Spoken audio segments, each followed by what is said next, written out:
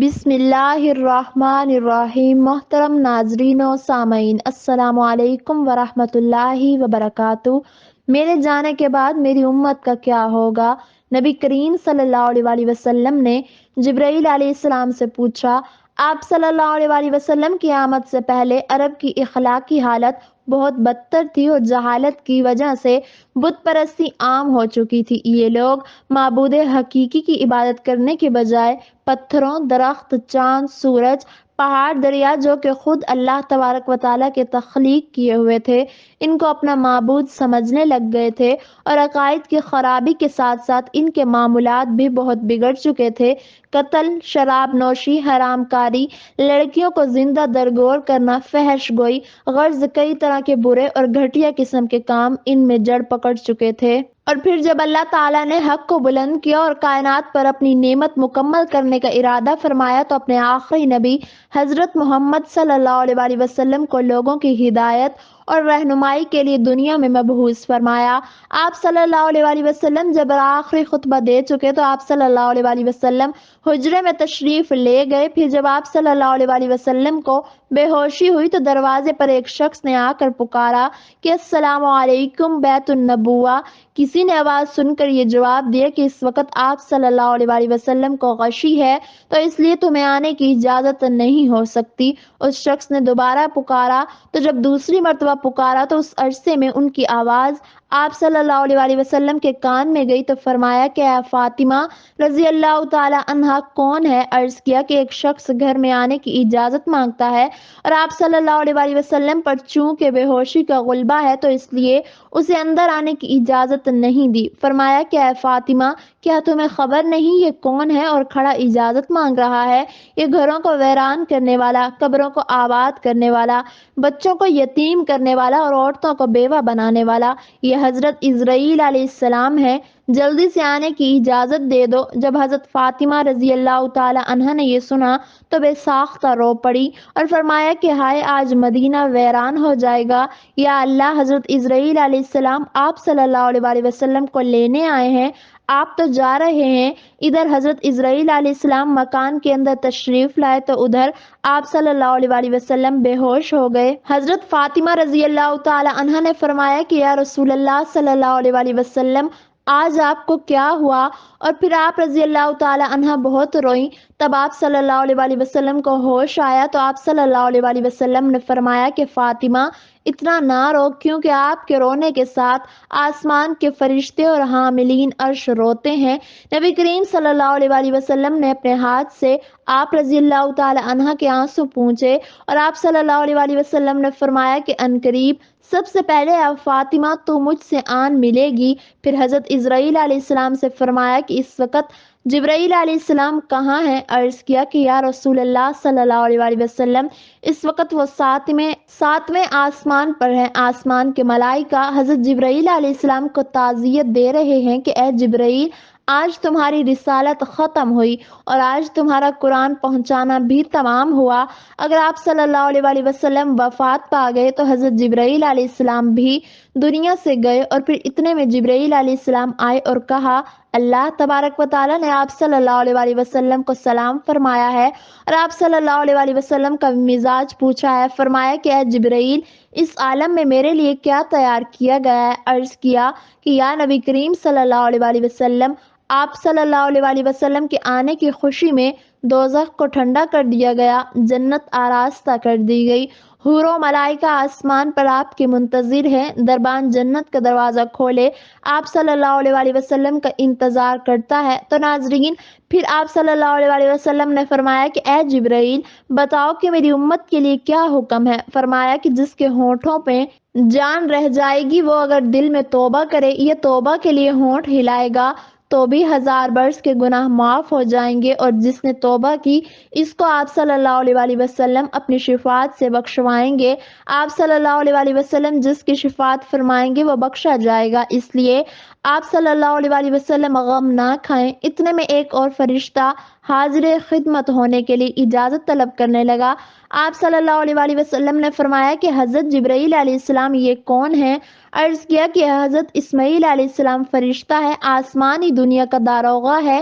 جس دن سے اس نے آپ کو معراج کی شب میں دیکھا ہے تو یہ آپ کے جمال کا عاشق ہوا ہے، تو آج اسے معلوم ہوا کہ آپ صلی اللہ علیہ وآلہ وسلم وفات پائیں گے، تو اس نے آپ صلی اللہ علیہ وآلہ وسلم کی اقدس میں عرض کیا کہ میں نے اللہ تبارک و تعالیٰ سے عاجزانہ دعا کی تھی کہ مجھے ایک مرتبہ آپ صلی اللہ علیہ وآلہ وسلم کی زیارت ان کی زندگانی میں کرنے کا موقع عنایت فرمائیں۔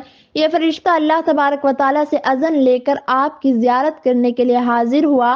پھر حضرت جبرائیل علیہ السلام نے عرض کیا کہ حضرت اسرائیل علیہ السلام حاضر ہیں۔ آپ صلی اللہ علیہ وآلہ وسلم نے فرمایا کہ اے ملک الموت، تم میری زیارت کرنے آئے ہو یا میری جان قبض کرنے کے لیے آئے ہو؟ تو ملک الموت نے عرض کیا کہ جو آپ صلی اللہ علیہ وآلہ وسلم کی مرضی ہو ویسا ہی کرنا ہے۔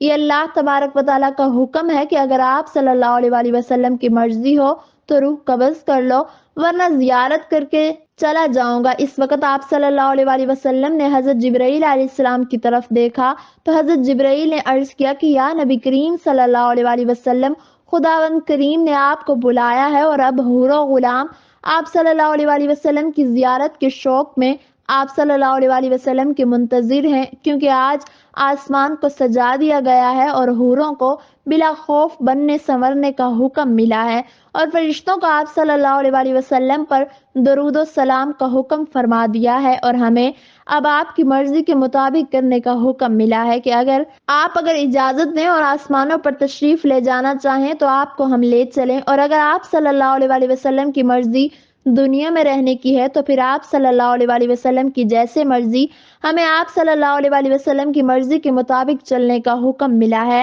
آپ کو ثابت ہوا کہ اب اللہ تبارک و تعالیٰ کو یہی منظور ہے کہ فانی دنیا کو چھوڑوں اور دار بقا کو اختیار کروں۔ آپ صلی اللہ علیہ وآلہ وسلم نے فرمایا کہ میری ازواج کو سامنے بلاؤ۔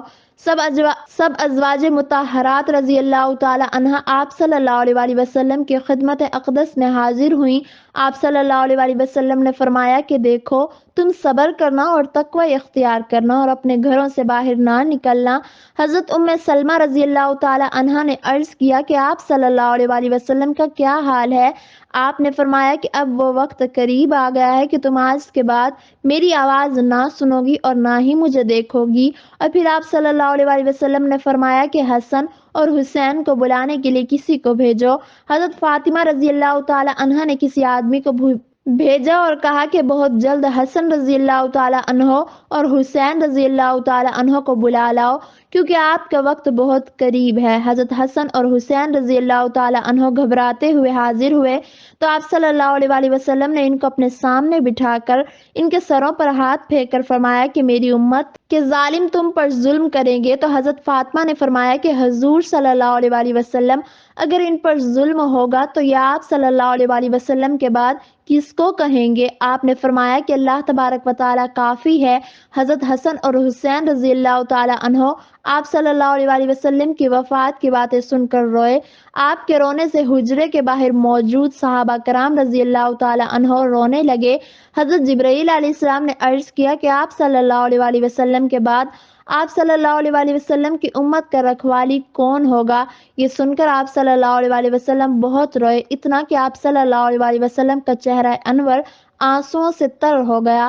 حضرت ام سلمہ رضی اللہ تعالی عنہا نے عرض کی کہ آپ صلی اللہ علیہ وآلہ وسلم تو ہر صورت میں اچھی جگہ تشریف لے جاتے ہیں، آپ صلی اللہ علیہ وآلہ وسلم کیوں روتے ہیں؟ فرمایا کہ میں اپنی امت سے جدائی کے صدمے سے روتا ہوں۔ جب صحابہ کرام رضی اللہ تعالی عنہ کی آوازیں بلند ہوئی تب آپ نے فرمایا کہ اے علی رضی اللہ تعالی عنہ، میرے حجرے کا پردہ اٹھاؤ، میں ایک آخری نظر اپنی امت کو دیکھ لوں۔ تب حضرت علی رضی اللہ تعالی عنہ نے پردہ اٹھایا اور صحابہ کرام کو پاس بلایا تو آپ صلی اللہ علیہ وآلہ وسلم نے فرمایا کہ اے مصیبت زدہ لوگو، صبر کرو اور میں جاتا ہوں تمہارے لیے حوض کوثر اور جنت آراستہ کراتا ہوں، تم سب سے پہلے جنت میں جاؤ گے۔ اے میری امت، اسلام پر قائم رہنا اور قرآن کو اپنا امام بنانا۔ اور فرمایا کہ اے اللہ تبارک و تعالی، میں نے تیرا پیغام پہنچا دیا۔ اور پھر یہ فرماتے فرماتے آپ صلی اللہ علیہ وآلہ وسلم کی آنکھیں بند ہوئیں اور ماتھے پر پسینہ آیا، بے ہوشی طاری ہوئی اور حضرت علی رضی اللہ تعالی عنہ نے صحابہ کرام کو اشارے سے رخصت کیا، اور پھر جب آپ سب کی وصیت سے فارغ ہوئے تو حضرت اسرائیل علیہ السلام سے فرمایا کہ مجھے اپنے رب کی ملاقات کا شوق ہے، اب تم جس کام کے لیے آئے ہو وہ کام کرو۔ ملک الموت نے روح قبض کرنا شروع کی۔ آپ صلی اللہ علیہ وآلہ وسلم نے فرمایا، اے اللہ، موت کی بڑی سخت تکلیف ہے، اور فاطمہ رضی اللہ تعالی عنہا سے فرمایا کہ جب میرا انتقال ہو جائے تو کہنا کہ انا للہ و انا الیہ راجعون۔ آپ صلی اللہ علیہ وآلہ وسلم کو جب نزع کی تکلیف زیادہ ہوئی تو حضرت جبرائیل علیہ السلام رونے لگے۔ آپ صلی اللہ علیہ وآلہ وسلم نے فرمایا کہ لوگوں، دیکھو نماز کی حفاظت کرنا۔ آپ صلی اللہ علیہ وآلہ وسلم رب امتی یا رب امتی کہتے کہتے جان سینے تک سمٹ آئی۔ نیچے کے جسم کی جان نکل چکی تھی، مگر امت گناہگار کا کلمہ موم پر جاری تھا۔